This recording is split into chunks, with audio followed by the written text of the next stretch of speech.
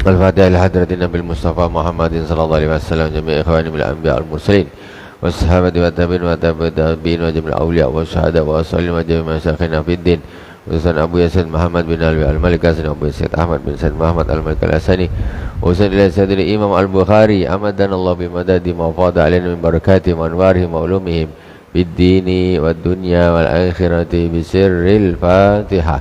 A'udzu billahi minasy syaithanir rajim. Bismillahirrahmanirrahim. Alhamdulillahi rabbil alamin. Arrahmanirrahim. Maliki yaumiddin. Iyyaka na'budu wa iyyaka nasta'in. Ihdinas siratal mustaqim. Siratal ladzina an'amta 'alaihim ghairil maghdubi 'alaihim waladdallin. Amin. Bismillahirrahmanirrahim. Bisanadil muttasil ilal Imam Al-Bukhari rahimahullah ta'ala manafa'anallahu bihi wa bi ulumihi fid dharain. Babu qaulillahi ta'ala wattakhidhu min maqami Ibrahim musalla ila anqal wa bi ilaikal hadatsana Ishaq ibn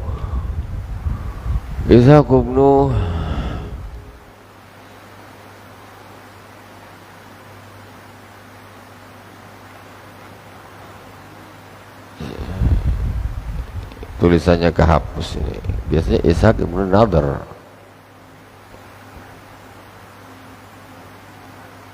Ishaq ibn Nasr. Biasanya Nadhr. Wallahu a'lam. Qala hadatsana Abdul Razzaq qala akhbarana Ibnu Jurayj an Ata'in qala sami'tu Ibnu Abbas radhiyallahu ta'ala anhuma annahu qala lamma dakhala Nabi sallallahu alaihi wa alihi wasallam al-baita da'a fi nawahihi kulliha wa lam yusalli hatta kharaja minhu falamma kharaja raka'a rak'ataini fi qubulil Ka'bah wa qala hadhihi al-qiblah. Sayyidina Atha berkata, saya mendengar Sayyidina Abdullah bin Abbas berkata, ketika Rasulullah SAW masuk ke dalam Ka'bah, beliau berdoa di semua arah Ka'bah. Berdoa semua arah Ka'bah. Kemudian dikatakan, kata Sayyidina Ibn Abbas, walam yusalli, Rasulullah nggak sholat di dalam Ka'bah, itu tidak sholat. Kemarin hadis yang kemarin kita ada cerita Rasulullah sholat di dalam Ka'bah, setelah itu keluar kemudian sholat lagi di luar Ka'bah. Ini hadis diriwayatkan dari Sayyidina Abdullah bin Abbas, katanya ketika Rasulullah Shallallahu Alaihi Wasallam masuk ke dalam Ka'bah, beliau berdoa di segala arah, seluruh arah. Dan beliau tidak sholat sampai keluar dari Ka'bah. Falamma kharaja raka'atain, ketika Rasulullah sallallahu alaihi wasallam keluar dari Ka'bah kemudian sholat 2 rakaat fi qubul Ka'bah wa qala hadhihi qiblah, di depannya Ka'bah, dan kata beliau ini adalah kiblat. Itu kata Rasulullah. Jadi ini 2 hadis, yang satu mengatakan Rasulullah sholat di dalam Ka'bah, yang satunya mengatakan tidak sholat di dalam Ka'bah. Babu tawajjuhi nahwal kiblati sukana wa qalu wa qala Abu Hurairah radhiyallahu taala anhu qala an-nabiyyu sallallahu alaihi wasallam qala an-nabiyyu sallallahu alaihi wasallam istaqbilil kiblata wa kabbir. Bab menerangkan tentang menghadap ke kiblat, ke arah kiblat dimanapun berada. Sayyidina Imam Abu Hurairah berkata, Rasulullah sallallahu alaihi wasallam bersabda, istaqbilil kiblat wa kabbir, menghadaplah ke kiblat kemudian takbirlah, Allahu Akbar.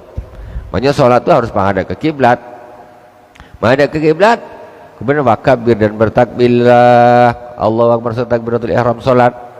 Wa bi ilaikal hadatsana Abdullah ibn Raja'in qala hadatsana Israilu an Abi Ishaq anil Bara ibn Azib radhiyallahu anhuma qala kana Rasulullah sallallahu alaihi wasallam shalla nawal Baitul Maqdis 16 atau 17 syahra. Hadis diriwayatkan oleh Sayyidina Azib, Bara bin Azib radhiyallahu taala anhuma. Rasulullah SAW, kata beliau, Rasulullah SAW dulu pernah sholat menghadap ke Baitul Maqdis selama 16 atau 17 bulan.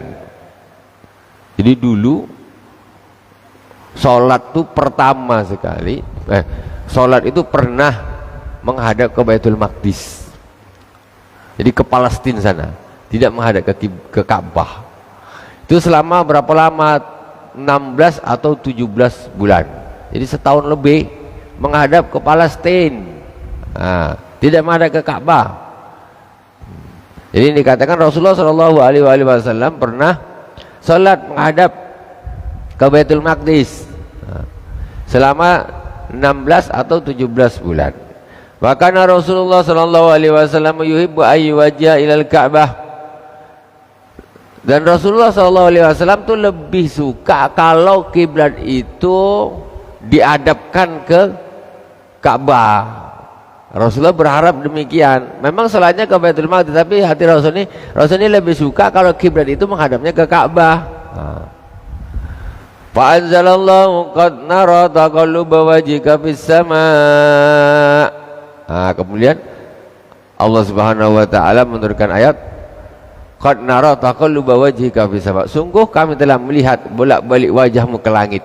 Maksudnya Rasul ini nunggu wahyu, kapan ya Allah engkau pindahkan kiblat itu dari Baitul Maqdis ke Masjidil Haram. Kapan? Qad nara taqalluba wajhika fis sama'. Rasulullah selalu melihat ke langit, kapan wahyu turun ya Allah. Wahyu turun perintah untuk menghadap ke Ka'bah. Itu dalam Al-Qur'an. Kemudian fatawajjahna wal Ka'bah. Kemudian Allah menurunkan surat fawalli wajhaka syatral Masjidil Haram. Ayat perintah untuk hadapkanlah wajahmu ke arah Masjidil Haram. Mulai itu terjadi kapan? Pada waktu zuhur, ketika Rasulullah SAW sedang sholat di Madinah, di satu tempat yang sekarang disebut dengan Masjid Qiblatain, Masjid dua kiblat. Kenapa Masjid Qiblatain? Karena Rasulullah SAW pas wahyu pemindahan kiblat dari Baitul Maqdis ke Ka'bah, ke Masjidil Haram, itu pas terjadi di tempat itu waktunya waktu zuhur. Jadi Rasulullah satu waktu sholat tuh menghadap dua kiblat. Pertama Rasulullah menghadap ke Baitul Maqdis, ayat turun langsung Rasulullah mutar ke arah Ka'bah, kebalikannya. Makanya kalau kita lihat di Masjid Qiblat di sana macam ada mihrab tempat imam, sebelah sini ada mihrab tempat imam. Itu terjadi waktu sholat zuhur dan tidak dibatalkan sholatnya, langsung berputar Rasulullah imam, berputar ke sini, para sahabat makmumnya pun berputar juga. Itulah makanya sampai sekarang dia sebut dengan Masjid Qiblat dan Masjid dua kiblat. Kiblat itu aslinya satu aja, mana ada kiblat dua. Cuma pas di situ itulah terjadi perintah mengalihkan kiblat dari Baitul Maqdis ke Masjidil Haram. Itu kisahnya kenapa disebut dengan Masjid Qiblatain, itu waktunya waktu zuhur gitu. Jadi pas Rasulullah mendapat wahyu itu pas ketika waktu sholat. Wa qala as-sufaha'u minan nas wa humul yahudu ma wallahum an qiblatihim allati kanu 'alaiha qul lillahil masyriq wal maghribu yahdi man yasha'u ila siratim mustaqim. Dan orang-orang as-sufaha itu orang-orang bodoh. As-sufaha wa qala as-sufaha'u minan nas, orang-orang bodoh dari manusia, yaitu orang-orang Yahudi, mengatakan ma wallahum an qiblatihim allati kanu 'alaiha. Apa yang menyebabkan mereka berpaling dari kiblat yang asalnya mereka menghadap? Maksudnya orang-orang Islam ini, Muhammad dengan pengikutnya ini, kenapa kok, apa yang menyebabkan dia ini berpaling dari Baitul Maqdis kok ke Ka'bah? Apa yang menyebabkannya? Jadi orang-orang Yahudi itu sebetulnya mereka lebih suka orang Islam menghadap ke Baitul Maqdis karena itu mereka bangga, sholatnya menghadap ke tempat kami, katanya gitu. Makanya Rasulullah ini hatinya pakai kepengen aja menghadap ke Ka'bah, pengen menghadap ke Ka'bah. Allah Subhanahu wa taala kabulkan. Akhirnya orang-orang Yahudi mengatakan, disebut dengan sufaha. Di sini Allah membahasakan dengan waqala sufaha, berkata orang-orang yang bodoh-bodoh. Apa kata mereka? Apa yang menyebabkan orang-orang muslimi ini, Muhammad dan pengikutnya ini kok memindahkan dari kiblat yang di Baitul Maqdis ke Masjidil Haram? Qul lillahil masyriq wal maghrib, jawablah wahai Muhammad, bagi Allah al-masyriq wal maghrib, semuanya milik Allah, mau timur mau barat, itu semuanya milik Allah Subhanahu wa taala. Katakan, yahdi may yasha'u ila siratal mustaqim, Allah akan memberi petunjuk orang yang Allah kehendaki ke jalan yang lurus. Fa sallama an-nabiyyu sallallahu alaihi wa alihi wasallam, fa sallama an-nabiy sallallahu alaihi wa alihi wasallam rajulun thumma kharaja ba'da ma shalla wa marra ala qaumin min al-ansari fi salatil asri nahwa baitil maqdis wa qala huwa yashhadu annahu shalla ma'a Rasulillah sallallahu alaihi wasallam wa annahu tawajjaha nahwal Ka'bah fa takhrafa al-qaumu hatta tawajjahu nahwal Ka'bah. Jadi pas waktu itu salat zuhur, fa sallama nabi rajulun, pas waktu Ka'bah itu dipindah, ada seorang yang salat bersama Rasulullah sallallahu alaihi wasallam, seorang sahabat lah, seorang laki-laki, seorang sahabat. Dia salat di tempat yang Allah memerintahkan untuk berpindah ke Baitullah, ke kiblatnya. Ada orang situ satu ikut dengan Rasulullah, kemudian dia keluar. Dia keluar ba'da sholat, setelah selesai sholat dia keluar. Famarra ala qaumin minal ansar fi sholatil asri, kemudian dia sampailah di orang-orang Ansar. Pas waktu itu sudah masuk waktu sholat asar. Orang Ansar sholat asar. Orang-orang Ansar pada waktu itu dia ketemu sholat asar. Kemudian nahwa Baitul Maqdis, dia tengok, oi orang Ansar sholat asar masih menghadap ke Baitul Maqdis. Karena apa? Wahyu ini belum disampaikan kepada orang-orang Ansar. Ini dialah yang satu-satunya tadi dia sholat bersama Rasul, yang dia sudah tahu, dia keluar duluan ke kaum. Nahwal Baitul Maqdis. Faqala wa yashhadu annahu sallama Rasulullah sallallahu alaihi wasallam wa annahu tawajjana wal Ka'bah. Jadi ketika orang-orang Ansar itu tadi salat menghadap ke masih menghadap ke Baitul Maqdis, dia bilang, dia bersaksi, saya bersaksi bahwa saya salat bersama Rasulullah sallallahu alaihi wasallam tadi itu menghadap ke Ka'bah. Jadi pandai dia, cerdas dia. Begitu salat sama Rasul, dia segera keluar. Ini orang-orang ini tak tahu mesti menghadap ke Baitul Maqdis ini. Begitu dia ketemu orang Ansar sedang salat asar menghadap ke Baitul Maqdis, betul dia bersaksi, saya salat tadi bersama Rasulullah, saya menghadap ke Ka'bah. Fatakharrafal qaum hatta tawajjahuna wal Ka'bah. Akhirnya kaum tadi merubah posisinya, aslinya menghadap ke Baitul Maqdis jadi menghadap ke Ka'bah. Betul. وبه قال حدثنا مسلم قال حدثنا هشام قال حدثنا يحيى بن أبي كثير عن محمد بن عبد الرحمن عن جابر قال كان رسول الله صلى الله عليه وآله وسلم يصلي على راحلته حيث توجهت فإذا أراد الفريضة نزل فاستقبل القبلة. Hadis diriwayatkan oleh Sayyidina Jabir.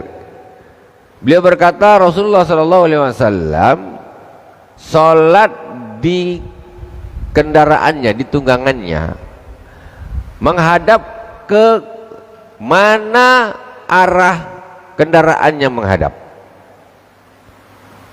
Ini sholat sunnah, jangan salah ya, sholat sunnah. Fa idza arada al-fardhata nazala fastaqbala al-qiblah. Tapi ketika Rasulullah sallallahu alaihi wasallam nak sholat fardu, Rasulullah turun dari kendaraannya menghadap ke kiblat. Jadi Rasulullah kalau dulu tentu naiknya bukan naik Pajero Sport, itu tak, naik onta, duduk, gitu kan, naik keledai, naik kuda, di atas onta itu Rasulullah salat. Jadi Allahu Akbar, Allahu Akbar, sama Allah liman hamidah, Allahu Akbar. Ya gitu salatnya. Namanya sholat di atas unta macam mana, apalagi di atas keledai, tambah susah lagi. Nah, tapi itu yang dilakukan sampai hari ini itu boleh dipraktekkan. Tapi itu namanya sholat safar, sunnah safar, ya, nafilatus safar, sholat sunnah safar boleh. Nah, kalau sekarang pakai mobil lagi senang, kita duduk paling depan di dashboard tuh, Allahu Akbar, Allahu Akbar, sami Allahu liman hamidah. Ini sujud di dashboard tempelkan Allahu Akbar. Gitu, tengok naik kuda aja sampai sholat. Kita naik apa, enak-enak santai. Kadang orang tak mau sholat, tak ada kerjaan, santai ngopi, tak sholat. Memang ayah, ya kan, main tak sholat.